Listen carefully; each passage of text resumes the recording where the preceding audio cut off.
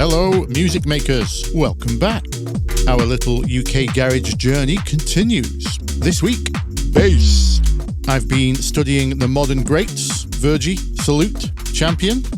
Naturally, I have some observations I'd like to share.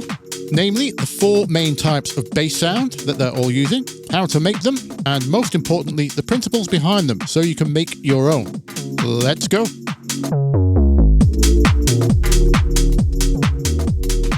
So, this has been my homework for the week. 8 little recreations here for you. Let me give you a preview. First one is Sammy Virji's Moonlight.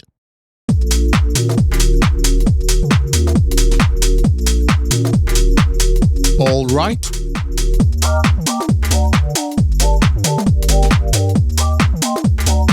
Therapy by Salute.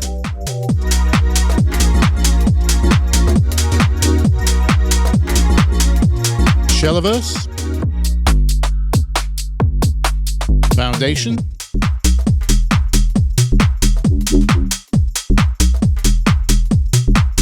DagaDa.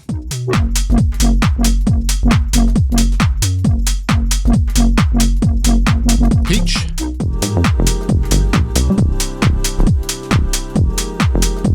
And also Champion and Bushbaby's Multiply.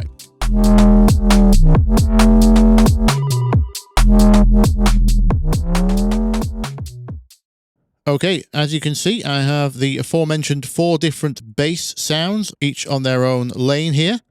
Using these 4 archetypes, I was able to recreate all 8 tracks you saw in the preview earlier. The first one we should talk about seems to be the most common in modern UK garage. That's the 808. So this 808 style bass I've used to recreate 5 of the 8 tracks: Moonlight, All Right, Therapy, Sammy's Shelliverse, obviously, and Multiply. You can also see I've used it under DagaDa and Peach. There it's not the main sound, it's providing a sub-roll to some upper basses, but we'll get to that later. As for the sound itself, regulars of the channel will not be surprised to find this synth, Vital. If you don't know this synth, it's basically free Serum. If you want to follow along, you can go grab it, or you can just follow along in Serum. Let me talk you through the sound. As you can see, we have a few things being modulated by the envelopes, filter, wave shape, the volume of oscillator 2 here. I also have some very short envelopes being sent to pitch, and envelope 1, as usual, is managing volume. So at its core, this sound is based on a sine wave, much like the original 808. Although aficionados of the OG machine will testify these sounds we call 808 today don't really resemble the original that much. This sound is more like an 808 that's been sampled, resampled and processed through hip-hop and jungle over the last 4 decades. Now this second oscillator, I'm using this basically as a form of distortion. It's adding harmonics.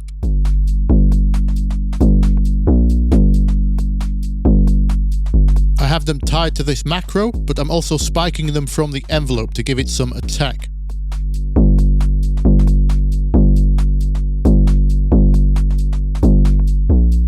Speaking of adding attack, you can see the waveform change on oscillator 1 also.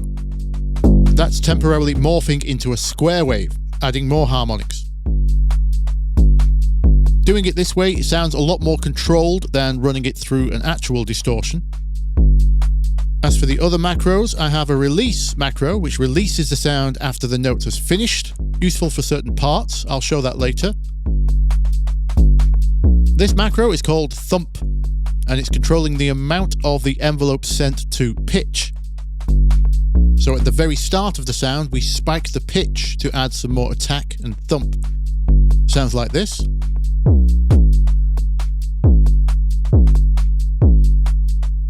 Diving in pitch, which is what kick drums do. The amounts of these are all automated for each track.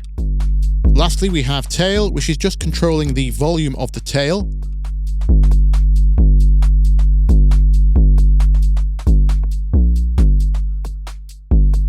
So if we need it to decay like a drum, we can do that. or if I need a solid sustained bass pad,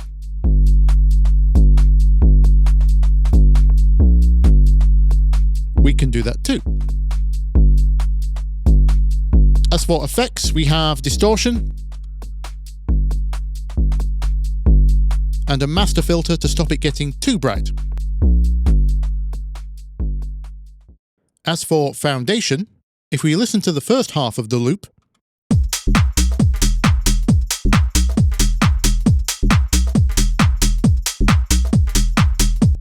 we are thoroughly into house territory here. Even the sound is made in a very similar way to how we made that James Hype bass from More Than Friends last month. It's a pair of sine waves with FM synthesis, whereby the sine wave that's doing the modulating is some octaves above the other one. Very similar. Now, where the garage bit comes in at the end of the loop.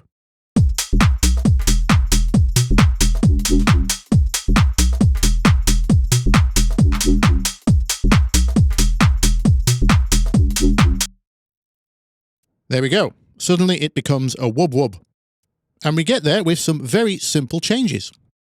This macro up here is changing a few parameters, but by far the most important one is delaying the attack of this envelope. This is one of the key characteristics of dub bass, which obviously went on to be inherited by jungle and then garage. In our case here, the envelope is controlling our filter. This macro also adds a little bit of filter resonance for extra squelch.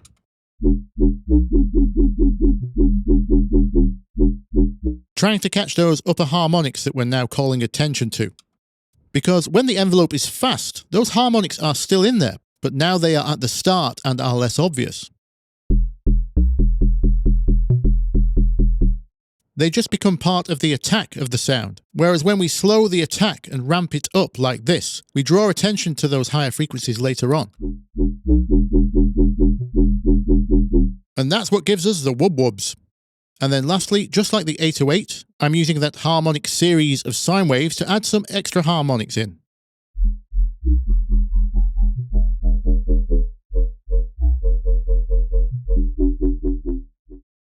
Onto Peach.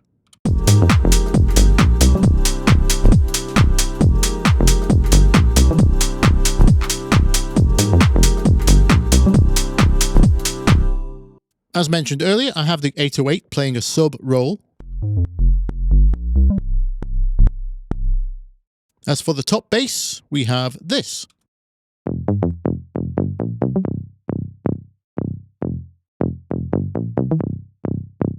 This is basically a simple house bass, just a saw wave filtered on a nice plucky envelope.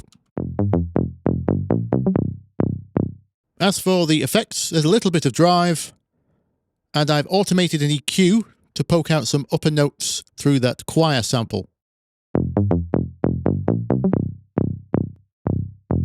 With this not being a particularly signature garage sound, the garage vibes in this one come from the way the bass line is written. So we'll come back to that later. Now, the original instinctive name I gave to this bass line here was Asbo. My UK viewers will get that reference. I've renamed it though to Aggro, because this is where the aggressive stuff starts.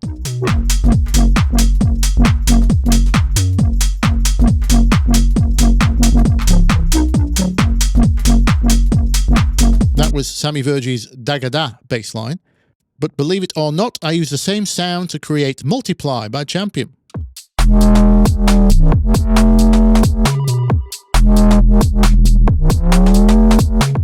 Yep, those are the same sound underneath. Let's have a look. In both these tracks, the 808 is under there, acting like a sub, just like before.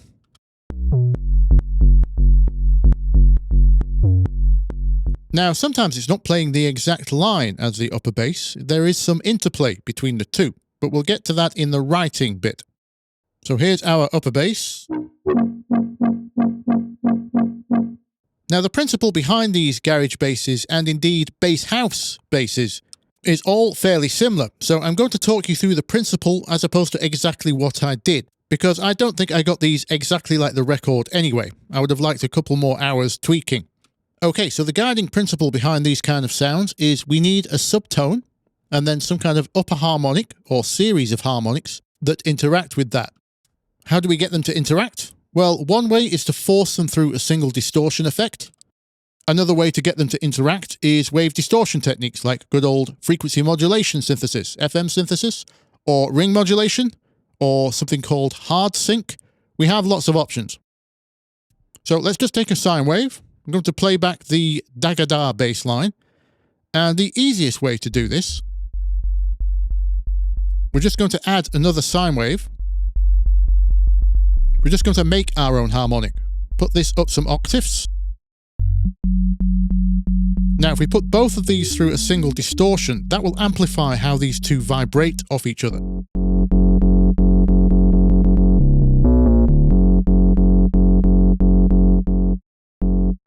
Let's play with some different pitches.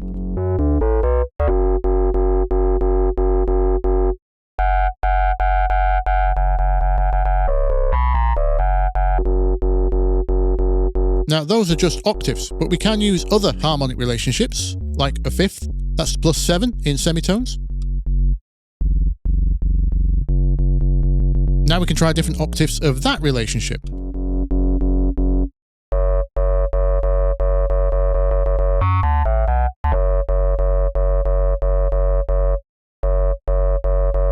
Another common one would be a major third, which would be +4.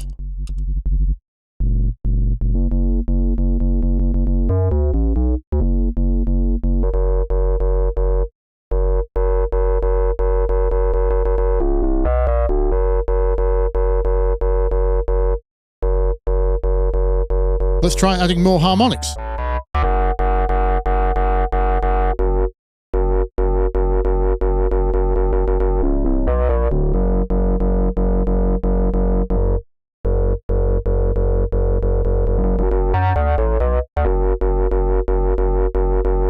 Now, if we find a flavor that we like, of course we can filter off those highs and add some shape to this by sending our envelope to the filter.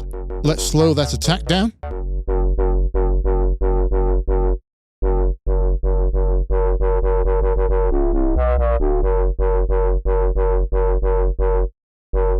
So that's a form of additive synthesis when we added the extra oscillators, and then subtractive synthesis when we filtered off the high frequencies. So a combo of additive and subtractive. Let's look at some other methods. Okay, let's mess with some waveforms. I've taken off the distortion effect, and now we're back down to our simple sine wave. Filter back up so we can hear everything. Let's start with the tried and true FM. So we'll select FM from oscillator 2. So now oscillator 2 is going to modulate oscillator 1.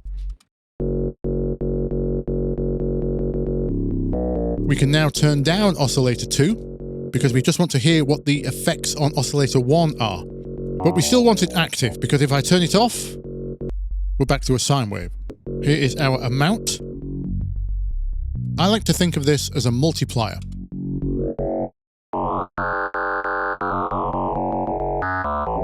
Good, good. Lots of nasty high harmonics coming in already. Let's try filtering them.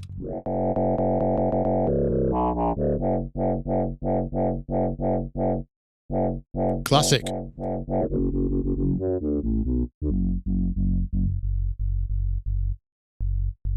Now we can play around with the pitch of the oscillator that's doing the modulating, because that's going to change things too.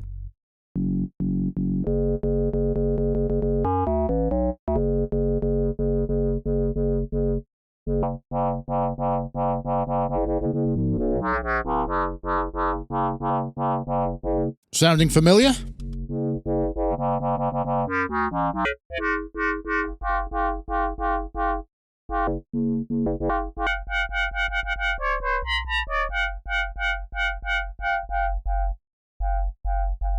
Let's try some other pitches apart from octaves. Let's try fifths.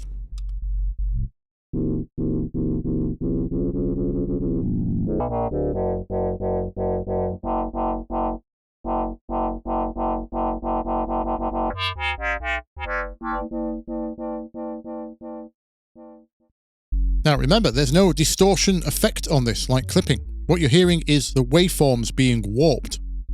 Unfortunately, we can't see the change to the waveform in the oscillator window, but we can see it in the top right.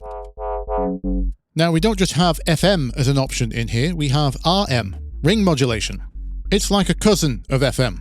I won't get into the maths, let's just have a listen.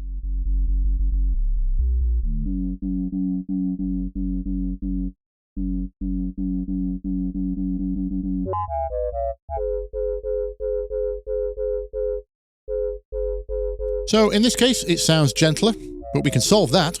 Let's put it back through the distortion effect.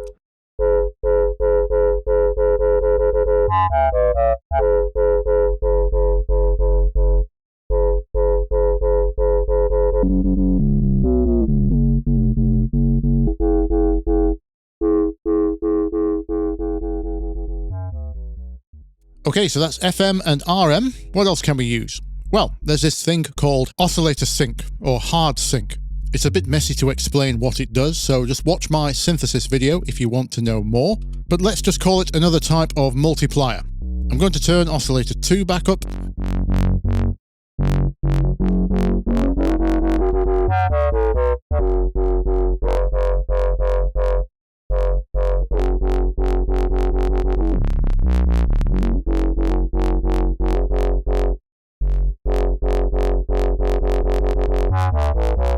Now, what if we ring modulate from a synced oscillator?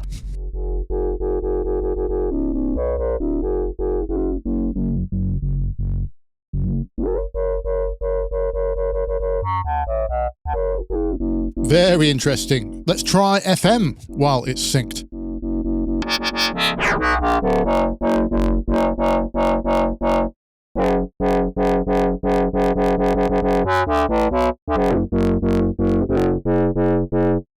Very nasty. I like it though. One more to try. Formants. It's kind of similar to sync.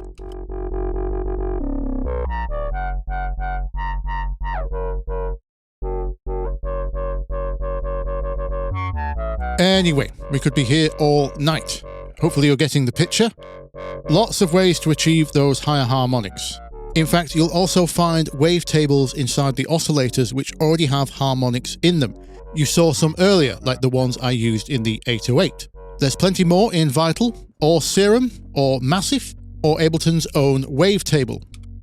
Oh, by the way, if you didn't know, a wavetable is a wavetable. They're all interchangeable. They're just a type of audio file.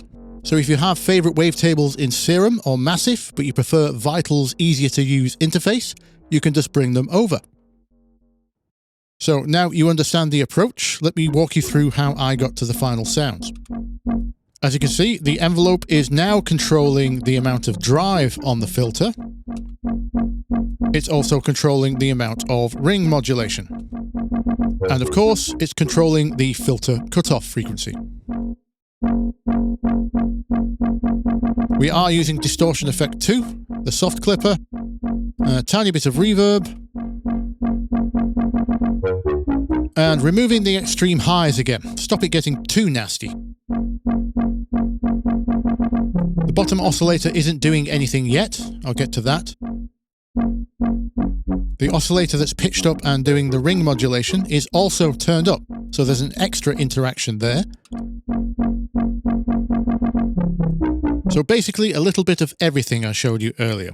Now, the third oscillator and the noise, those come into play for the champion multiply sound. All on these two macros here.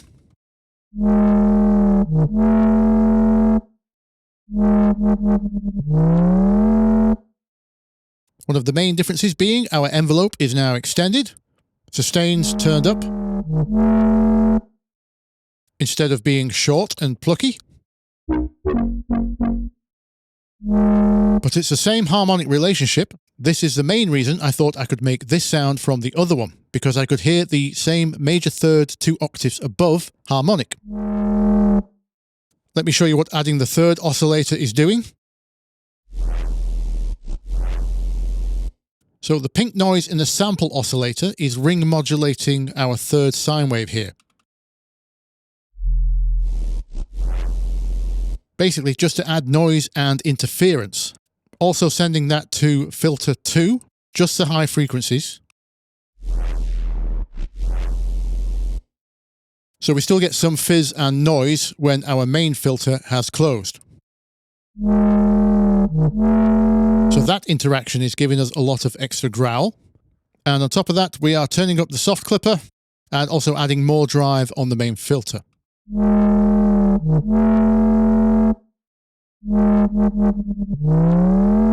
And that's how I morphed DagaDa into Multiply. Now, as for how these lines are written, well, I'm afraid, yet again, I've spent too long explaining things and now I've run out of time. So that's going to have to be another video. But don't worry, I know you have other questions, like how do you process bass? Well, I have videos on that already. Click on this one. And until next week, I'll see you in the comments. Bye-bye.